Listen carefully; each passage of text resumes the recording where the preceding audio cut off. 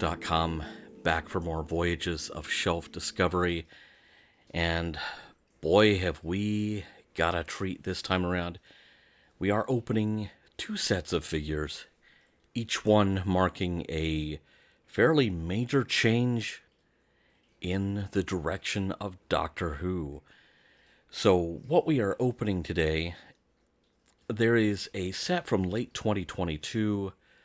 Well, you ordered it in late 2022. You got it in early 2023, or at least you did if you were in the States. And then there is something from not too long ago. I mean, just about a month or so ago, called the Vortex Series. The 2022 set is the Regeneration set, which has one last figure of Jodie Whittaker's 13th Doctor, plus apparently the only figure of David Tennant as the 14th Doctor from the three specials that he did in 2023. The Vortex Series set is, again, it's a two-figure set, but they are individually packaged, and they are the 15th Doctor as played by Ncuti Gatwa and Ruby Sunday, his sidekick. So there's a lot going on here. I got the 2022 Regeneration set. I mean, I pretty much ordered that immediately when they made it available. Waited patiently for it, and then, as you know, as I've said so many times, 2023 was a year that I thought I was going to have to move. And so that still unopened box set went into another box. You know, it got packed away because I was thinking I was going to have to get everything out of here. Now, that 2022 set, it's kind of like a miniature version of the 11 Doctors set that we got back in, I think, 2011. Very much the same kind of format, kind of the book. Kind of looks like a little book. There are character bios of each Doctor, although the one about the 14th Doctor was very vague. Nice little background here. I'm trying something new here. I am mercifully speeding up the footage of the actual opening rather than trying to do fades and edits through it. As usual, for character options, everyone is tied down by the torso and by the legs and by the arms. And it's really frustrating, hence my literally speeding the footage up 1,000%. Because that is the only way to get through it and keep your sanity. Still took a little bit of doing. So there we have the 14th Doctor. We've still got to pull the ties off of his arms and legs. There we go. He is free. And by the way, so just one matter for those curious. The only accessory in this set is the 13th Doctor's sonic screwdriver there. They had not yet revealed the 14th Doctor's screwdriver, and so there was not one for the figure.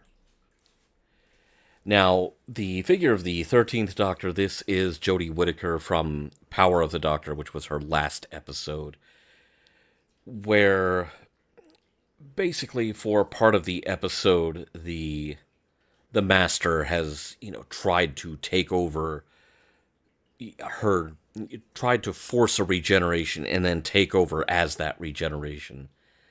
And then to apparently try to convince the universe, but I think mainly to try to convince himself that he is now the Doctor, the Master basically puts on some element of nearly every previous Doctor's outfit in there. So, we're back to question marks. We're back to long, colorful scarves. We're back to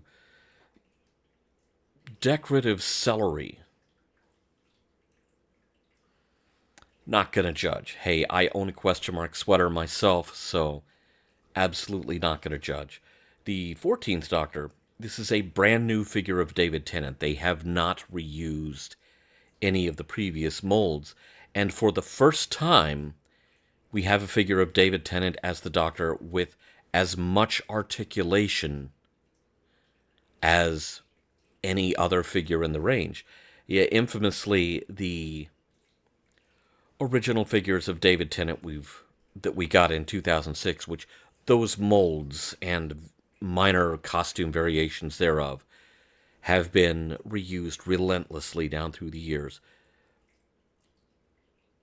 The reuse of those molds, rather than a retooling at some point, have meant that until now, or really technically, all of the 10th Doctor figures have lacked the same amount of articulation as what has become standard for other figures in the Doctor Who character options figure range.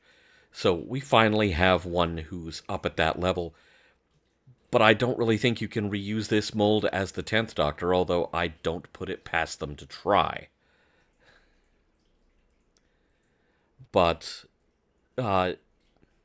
very nicely done on these two figures. And of course, it goes without saying, this pleases the Daleks. Now let's open the 15th Doctor. Well, let's get 15 and Ruby out of their... They have a kind of a sleeve, kind of a slipcase. So you have two individually packaged figures. Now these are called the Vortex Series for a variety of reasons that are made clear on the back. There's even more articulation than is normal for character options Doctor Who figures. And so these are really, deluxe figures. They're trying to reach kind of, I think they are finally taking the Black Series as, the Star Wars Black Series as kind of their model for these, as far as accessories and articulation and so on, and also the level of detail. The three accessories are the Mine from the episode Boom, which is also a handy little stand. You have the Psychic Paper, that's the first time that's been an accessory, and you have the 15th Doctor's Sonic Screwdriver. So again, mercifully speeding up the the actual unboxing footage. Really tricky to get him out of there, and I did not want to damage the better than average paintwork, cutting him out of all of the packaging ties. So there he is, the 15th Doctor. That is a great likeness. And that leaves us now with opening Ruby Sunday. One of the tricky bits about the packaging on these is because they are asymmetrical. There is this kind of angled flap. There's this diagonal flap that you have to open so you don't absolutely destroy the packaging, which these I definitely wanted to preserve the packaging. And again, with the ties that we had to pull off of arms, legs, everywhere.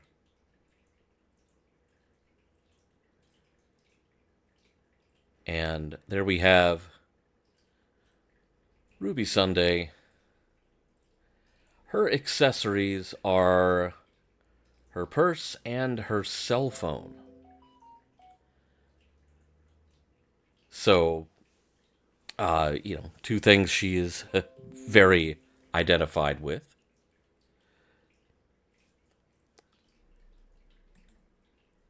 Let's do the turnaround on these two. The detailing is fantastic. The paint job and the deco that were part of the reasons for them stepping up to, a more expensive, frankly, and more detailed style of figure. Definitely, the juice was definitely worth the squeeze. I mean, you can, even in this lighting, you can see on the Doctor's jacket, there are color variations. There are kind of I believe they call it a paint wash, so that it really looks like worn fabric instead of just this single color plastic.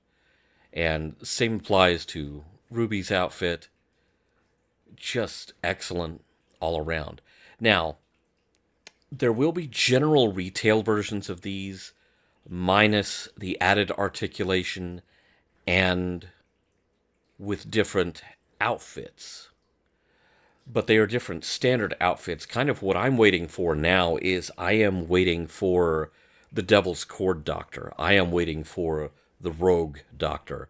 And same for Ruby. If they want to go that route, that would be fantastic. But those are two variations I am seriously hoping that we get for the 15th Doctor, because they were extremely, extremely distinctive looks on him. And since we have now added the 14th and 15th Doctors to the lineup, it seemed somehow wrong to not get everyone out here and do the obligatory group shot. Everyone from the Fugitive Doctor through the 15th Doctor, including the War Doctor. Now, there are, of course, countless major and minor costume variations that are not represented here. These are as close to the standard costume variations as they got, with the exception maybe of I grabbed the Ultimate Adventure 6th Doctor, and I grabbed the Unearthly Child 1st Doctor. And of course, fez-wearing, mop-wielding Matt Smith in action figure form is the best Matt Smith action figure you're going to get. Fight me, House of the Dragon people. Come on. But there you have it. All 15 Doctors, although actually it's 17 Doctors. This group shot right here. This explains my loyalty to the character options line. Both of these sets that I opened in today's video were online exclusives. They were not available at retail. You had to order them from the character options website, and in both cases, if you live in the States, you practically paid for the thing twice when you paid for the shipping. But ever since I was a little kid and discovered Doctor Who and just fell in love with Doctor Who, I was, never mind being the only kid at school who knew what Doctor Who was, I was like the only person in town who knew what Doctor Who was. And there were, I mean, other than the Dennis Fisher figures that were kind of like Barbie size, that you see a loop from the commercial up here at the top of the display. And those weren't available in the U.S. And really, the Daypole figures weren't available in the U.S. You had to get those imported when they showed up in the late 80s. This really was the dream, because, I fell in love with Doctor Who when I was also just a freshly minted sci-fi nerd. So, of course, Star Wars got that ball rolling. Star Trek intensified it. Then I found Doctor Who, and it's like, okay, I've got my big three franchises for life. I'm set for life. This is what I love. But there was no Doctor Who merch, but now there is. And so, yes, I do have an extraordinary amount of loyalty to a toy line that finally produced all the Doctors. And not just all the Doctors, but lots of delightful little costume variations on each one. Who ever expected an action figure of the Joe Martin Doctor? Who expected an action figure of Colin Baker from the stage play? Who expected Doctor Who to still be on in 2024? So, this right here, the fact that all the Doctors are action figures, that's why I do actively still collect the character options Doctor Who line. And I don't plan on ceasing my support for that anytime soon. So, hope you've enjoyed this kind of double helping of unboxing. My lineup of Doctors Who is complete. And, of course, it's about time.